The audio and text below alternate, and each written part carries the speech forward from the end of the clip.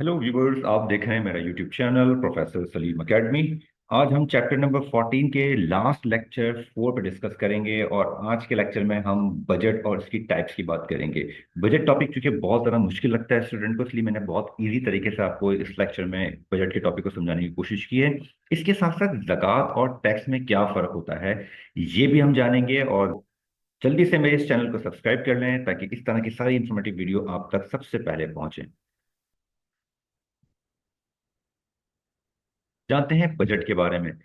Budget government का एक return financial plan होता है जिसमें गवर्नमेंट इस बात की प्लानिंग करती है कि हम पूरे साल में कितने रेवेन्यू एस्टिमेट करती है, पूरे साल में कितना रेवेन्यू हम कलेक्ट कर सकते हैं, और फिर वो जो पैसा कलेक्ट करते हैं उसको गवर्नमेंट प्रपोज करती है कि हमें कहाँ कहाँ खर्च करना है।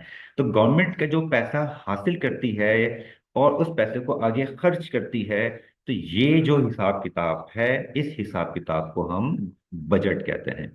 गवर्नमेंट क्यों करती है ऐसा? गवर्नमेंट के पास रिसोर्सेज होते हैं, गवर्नमेंट को उसको मैनेज करने में आसानी होती है। जो फंड्स होते हैं उसके पास मौजूद, उसको वो अपने लिहाज से जहां उसको जरूरत महसूस होती है वहां उसको वो एलोकेट कर सकती है। इस तरह से क्या होता है, इस तरह से जो इकोनॉमिक गोल्स हैं गवर्नमेंट उसको अचीव करती है, और जब इकोनॉमिक गोल अचीव हो जाते हैं तो इकोनॉमिक ग्रोथ और जो स्टेबिलिटी है इकोनॉमी की, वो भी बेहतर होते हैं। तो ये ओवरऑल सिनेरियो था जो हमने जाना बजट के हवाले से।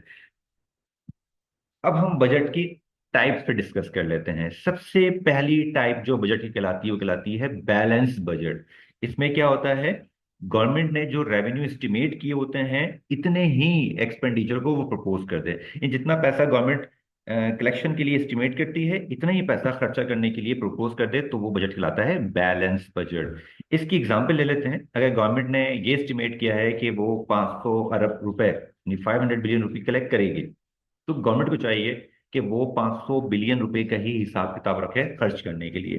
तो इस तरह का जो होता है बजट वो कहलाता है बैलेंस बजट। मजीद देख लें, ये 500 रुपीज जो है वो रेवेन्यू कलेक्शन के लिए गवर्नमेंट ने एस्टिमेट किए हैं, और ये 500 रुपीज जो है वो प्रोपोज एक्सपेंडिचर के लिए। तो जितने रेवेन्यू वो हासिल करेगी गवर्नमेंट इतने ही एक्सपेंडिचर भी कर देगी।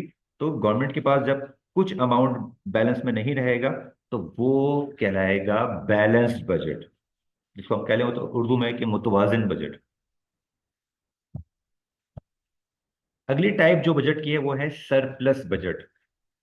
इसमें क्या होता है, गवर्नमेंट जो है जो रेवेन्यू एस्टिमेट करती है वो ज्यादा करती है, और जो एक्सपेंडिचर का हिसाब किताब करती है प्रपोज करती है वो कम करती है। तो इस तरह का बजट कहलाता है सरप्लस बजट। इसमें होता है क्या है, एग्जाम्पल से जान लेते हैं। अगर गवर्नमेंट ये एस्टिमेट करती है कि हम जो रेवेन्यू कलेक्ट करेंगे पूरे साल में वो 600 अरब रुपए करेंगे, और ये प्रपोज करती है कि हम जो खर्चे करेंगे, जो हमारे एक्सपेंडिचर होंगे वो होंगे 500 बिलियन, तो जो 100 रुपए हैं वो एक्स्ट्रा हैं यानी सरप्लस हैं। तो इस तरह के बजट को हम कहते हैं सरप्लस बजट। ये आप देख सकते हैं कि 600 जो है वो रेवेन्यू एस्टिमेट किया गया, और 500 बिलियन जो है वो प्रपोज किया गया कि हम ये खर्चे करेंगे सारे। तो रिमेनिंग अमाउंट कितना बचा, 100 बिलियन रुपीस, वो सरप्लस बजट के अंदर आएगा, यानी कि इजाफी बजट। तीसरी टाइप है डेफिसिट बजट की। ये वो टाइप होती है जिसके अंदर जो रेवेन्यू होते हैं गवर्नमेंट के वो कम कलेक्ट होते हैं, और जो प्रपोज एक्सपेंडिचर होते हैं वो ज्यादा होते हैं। रेवेन्यू कम, एक्सपेंडिचर ज्यादा, तो जो रिमेनिंग बैलेंस होगा वो होगा डेफिसिट। एग्जाम्पल से जान लेते हैं। अगर गवर्नमेंट ये एस्टिमेट करती है कि हम पूरे साल के अंदर जो टैक्स लगा के नॉन टैक्स रेवेन्यू से हम आवाम से जो शहरियों से जो है पैसे कलेक्ट करेंगे वो 500 अरब रुपए होंगे, और जो हम खर्च करेंगे उनके ऊपर वो 600 अरब का एस्टिमेट बन रहा है, तो फिर इस तरह का जो बजट होगा वो बजट कहलाएगा डेफिसिट बजट। अब सवाल ये कि सर ये डेफिसिट बजट को सर कैसे गवर्नमेंट मैनेज मैनेज करती है? गवर्नमेंट फिर कर्जा लेती है। ये जो 100 बिलियन का डेफिसिट है, गवर्नमेंट 100 अरब का फिर कर्जा लेगी। अब वो आईएमएफ से ले, वर्ल्ड बैंक से ले, या अपने जो नेशनल इंस्टीट्यूशन हैं उनसे ले, तो ये जो जो सेंट्रल बैंक होता है किसी भी मुल्क के अंदर उससे ले। तो गवर्नमेंट इन तमाम जराए से लोन लेके, कर्जा लेके इस डेफिसिट को पूरा करती है। अब हम जान लेते हैं जक़ात के हवाले से। जक़ात एक इस्लामी फरीजा होता है। जक़ात के मतलब होते हैं प्यूरिफिकेशन या फिर ग्रोथ, यानी कि माल आपका पाक भी हो जाए और माल के अंदर बरकत भी हो जाए। तो इस सिलसिले में तमाम जो साहिब निसाब मुस्लिम होते हैं उन पे ये फर्ज है कि आप अपने माल में से जो भी आपकी वेल्थ है, ठीक है, जितनी भी वेल्थ है उस वेल्थ में से उसका 2.5% आप निकालेंगे, और जो हकदार हैं, जो गरीब हैं, जो जरूरतमंद हैं, आप उनको पहुंचा देंगे। तो अपने माल से 2.5% रकम निकाल के गरीबों को पहुंचा देना, ये जक़ात कहलाती है। अब हम जान लेते हैं जक़ात में और टैक्स में क्या फर्क है। साहिब निसाब मुस्लिम की वेल्थ के ऊपर जक़ात जो है वो फर्ज है। यानी कि अगर आपके पास एक निसाब है, जो कि इस्लाम ने बताया है कि 52.5 तोला चांदी और 7.5 तोला सोना, या मौजूदा दौर के लिहाज से हम बात करें, तो जैसे हम पाकिस्तान की बात कर लें, तो पाकिस्तान में हर साल रमजान से पहले सेंट्रल बैंक जो है एक पॉलिसी निकालता है, जिसमें वो बताता है कि अगर आपके पास इतने इतने पैसे हैं तो आपके ऊपर 2.5% ज़कात बनती है। तो वो हर साल के लिहाज से वहां पे उसको बताया जाता है। फिर जो साहिब निसाब मुस्लिम होते हैं, जिनके पास इतने पैसे होते हैं पूरे साल में, तो वो फिर ज़कात निकालते हैं। टैक्स क्या होता है? टैक्स इनकम के ऊपर या किसी भी शख्स की वेल्थ के ऊपर गवर्नमेंट लगाती है, और हर शख्स इस बात का पाबंद होता है कि वो टैक्स को अदा करे। इवन वो साहिब निसाब हो या साहिब निसाब ना हो, दोनों सूरतों में उसको इनकम पे, वेल्थ पे और तमाम चीजों पे जो गुड्स एंड सर्विसेज बाय करता है, उसको टैक्स देना पड़ता है। ज़कात की जो अदायगी है, जो पेमेंट है, वो सिर्फ और सिर्फ एक इस्लामी फरीजा है, और सिर्फ साहिब निसाब जो मुसलमान हैं उन पे फर्ज है। ये ज़कात नॉन मुस्लिम पे फर्ज नहीं है अदा करना। जबकि जो पेमेंट और टैक्स है, वो एक कौमी जिम्मेदारी है, और तमाम शहरी जो उस मुल्क में रहते हैं वो अदा करेंगे, वो मुस्लिम हो या नॉन मुस्लिम हो, सबके ऊपर ये पाबंदी है कि वो टैक्स अदा करें।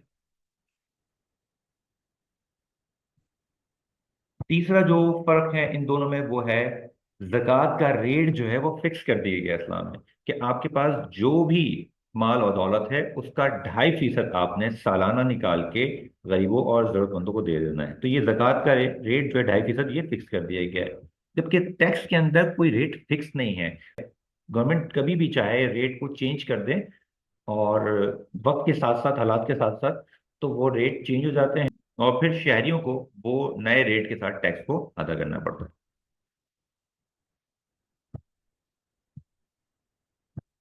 अगला जो फर्क है वो है, यानी कि ज़कात ये कहती है कि दौलत सिमट के चंद लोगों के हाथों में ना रहे, बल्कि उनके पास से वो पैसा ज़कात की सूरत में निकले और गरीबों तक पहुंच जाए, ताकि उनके पास से पैसा सर्कुलेट होता रहे और गरीबों तक भी वो पैसा पहुंचे।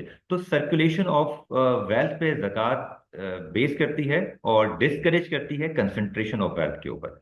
जबकि जो टैक्स सिस्टम है, वो कंसंट्रेशन ऑफ वेल्थ को डिस्करेज नहीं करता। वो कहता है जितना पैसा आपके पास है, आप जमा करना चाहे, बढ़ाना चाहे, बढ़ा लें। बस ये टैक्स देना आपकी जिम्मेदारी है गवर्नमेंट की। अब ये टैक्स दें, बाकी जितना पैसा आपके पास है वो आप बढ़ाते चले जाएं। आप गरीबों की उसकी मदद करें या ना करें, कोई पाबंदी आपके ऊपर नहीं है। बस गवर्नमेंट के खजाने के अंदर आपके टैक्स की रकम पहुंचनी चाहिए। अगला जो पॉइंट है वो है, जक़ात साल में सिर्फ एक दफा फर्ज है। जो साहिब निसाब मुस्लिम है, 2.5% साल में सिर्फ एक दफा जक़ात फर्ज की गई है। जबकि टैक्स का जो सिस्टम है, इसमें कोई टाइम फ्रेम फिक्स नहीं है। मिसाल के तौर पे अगर इनडायरेक्ट टैक्स की बात करें, तो आप मार्केट से कोई भी चीज परचेज करें, दिन में 10 दफा परचेज करेंगे, 10 दफा उस पर जो इनडायरेक्ट टैक्स है आपको वो देना पड़ेगा। और इनकम पर टैक्स आपके हर महीने जाता रहता है। तो इस तरह से देखा जाए तो टैक्स सिस्टम में कोई टाइम फ्रेम फिक्स नहीं होता। तो भी बस ये थी आज की वीडियो। यकीनन आपको समझ में आई होगी। मेरे चैनल को लाजमी सब्सक्राइब कर लें, ताकि सारी इंफॉर्मेटिव वीडियो जो आपसे सिलेबस से रिलेटेड है वो आप तक मिलती रहे, और एग्जाम में आप अच्छे नंबर हासिल करते रहें।